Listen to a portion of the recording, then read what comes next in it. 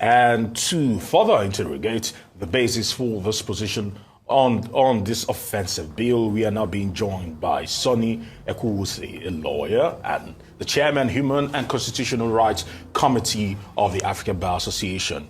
You saw him speaking in the particular report. Good to have you here this morning.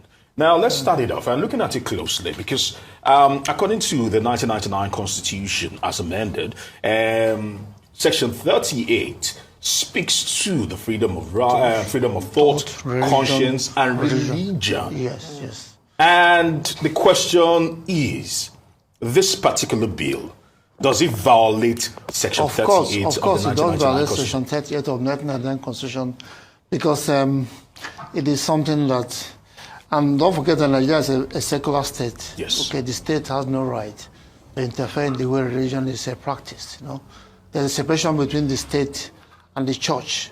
You know, the state cannot interfere in the way churches are run because these are two different entities. You know, but now we have this bill that's trying to interfere, okay, in the way Christianity is run. It's even going and saying that there's going to be a council in Abuja, National Christian Council for Education, which is now going to prescribe syllabuses for schools at all levels, which means primary school, secondary school, seminaries, universities. So you're going to have Redeemer University, for instance, a council in Abuja is going to say, these are your syllabus. We're seeing this is quite dangerous. Dangerous because, you know, where we are coming from before now, there have been corruption of syllabuses in schools, no? They'll be teaching our kids LGBT, masturbation, and all that. I'm a lawyer. At one time, we went to court. Now, these people abroad, because they are putting pressure on African countries to destroy their human capital. So this is not just hearsay or conspiracy theory. I am inside because I go to United Nations, I know what is happening. Now, they are coming with this bill, and this bill obviously is being sponsored from abroad. So you have a council in Abuja where they will not prescribe a syllabus, and that syllabus will contain LGBT and all that. You contain masturbation, because they are targeting our young people who are in school so that to destroy them. You know that South Africa has gone. South Africa in this matter, when I say it's gone, it means that South Africa has legalized LGBT, transgender, and all that. And the United Nations is also involved, United States, and all that. Kamala Harris, Vice President of the United States, has been going around 10 African countries. They must legalize LGBT. Now they are tackling Uganda for the legalizing LGBT. What we are saying is that we are different. Each country should grow with its own values. We are different. They should leave us alone. We have our culture, we have our own values.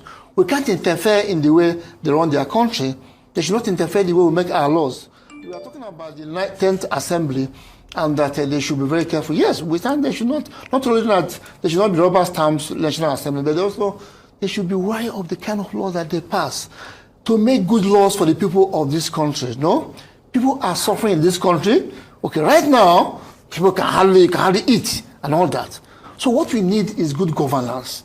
We don't need all these laws that have to do with LGBT and all that. What is all this for? People are hungry, people are tired, they need medical attention, okay? So if these people are abroad, if they want our own good, they should build hospitals, they should take care of our roads, electricity and all that, or they should, give scholarship for education. But they should not be putting pressure on us to legalize all these things. That's where I'm coming from because I know. I have been in this for so many years, so I know what is happening. When you were in school, probably you had very good textbooks like Things Fall Apart, Macbeth. Now they have all changed them. Now what they are changing them is sex-related things, you know. They don't have cartoons for babies, children that are under 5 years. What is all this? Now this council is coming, and they are saying they are going to establish a council in Abuja that's going to recommend syllabuses. You know, Christian denominations are different. I'm a Catholic. I'm not going to accept things that is not Catholic. You have Anglican church, you have Redeemed, you have different churches. So how will a council in Abuja now recommend syllabuses to the seminaries and churches and schools of this people? It's a violation of human rights. As a lawyer, I'm saying that this is not acceptable, and that bill should be dismissed because he lacks merit. They are going to meet in Abuja next week. The people who are sponsoring the bill, they are going ahead because they had a Zoom meeting. And we told them, look, this bill is not acceptable because it's violation of people's rights, okay? Because I have a right to worship the way I like. You cannot tell me now, okay, start worshiping this way. Don't clap your hand, don't shout. No, it's my right. I know if I do anything against the law, arrest me and all that. But don't tell me how to worship because this is practice that central to every human being. The right to freedom of, like rightly said, of conscience, freedom of religion, freedom, even privacy. Okay, so this is very very sad that because what it means that Nigeria is heading towards like China or the old Soviet Union, where religion or Christianity is undercover. I mean, you can practice it undercover because the state has encroached and you're not seen to be worshiping the way you should worship. So we are saying that this is in bad faith, and democracy is about right of fellow people.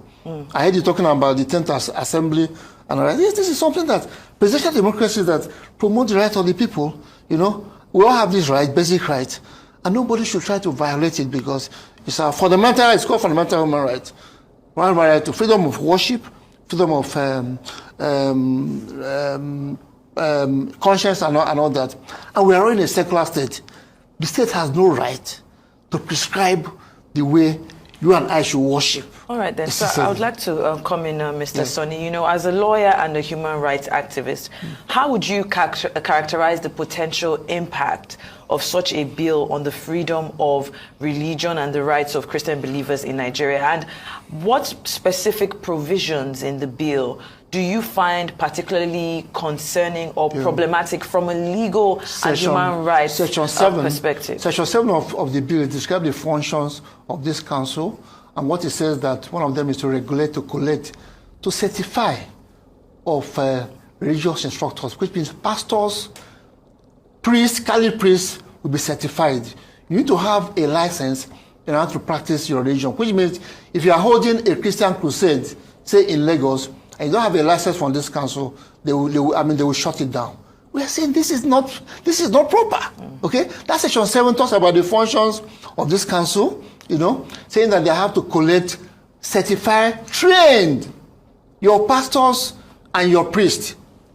Come on, this is not acceptable because I mean you have your faith, you worship, you have your pastors, you train your pastors or your priests the way you want. The council in Abuja should not. That's why we are saying that this bill is being sponsored from abroad. Like I said earlier that many NGOs in abroad have been putting pressure on African countries to, you know, legalize terrible things, LGBT and all that. So, and this is one thing they are trying to do, okay, to make sure that we don't live as a people because they are afraid that we might become a world power. This is not a conspiracy theory. I go to United Nations. I've been involved at meetings. So international, I travel a lot, so I know what is happening. And this is dangerous because it's more important than politics. People think that politics is the first thing. The first thing is culture, and at the heart of culture are values, okay? You can't even grow a democracy without values. Look at what's happening in Nigeria because crisis of values. If you have a crisis of values, you can't succeed in democracy. You can't get the democratic dividends we are talking about. And people are putting pressure on us to destroy all those values that we hold there. And we are saying no, no, no, because by the time these things are destroyed, we are finished. That's why I'm saying that it is more important than politics because people think that economy is the best. Or what? No, because this is the most important, your culture and your values. By the time you are destroyed as a person, you can't even be alive to, to be in politics. Well, that's why we're saying that this is very, very important.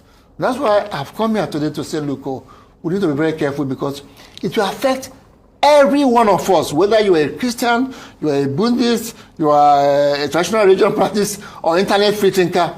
You know, because by the time they are not giving you a syllabus, how you should think, you know, how you should live your life, it is terrible. I told that they have already corrupted the syllabuses, biology, chemistry textbooks.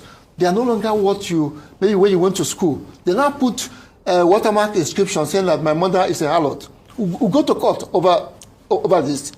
The integrated science that you know. It now has masturbation. It now has how to put on the condom.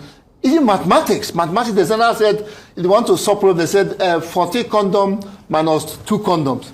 Wait a minute. And these are just for our babies. Boys and girls in JS 1 and 2 are meant to learn this. So we are saying by the time we wake up, they are going to destroy us. You know what's happening in Europe now?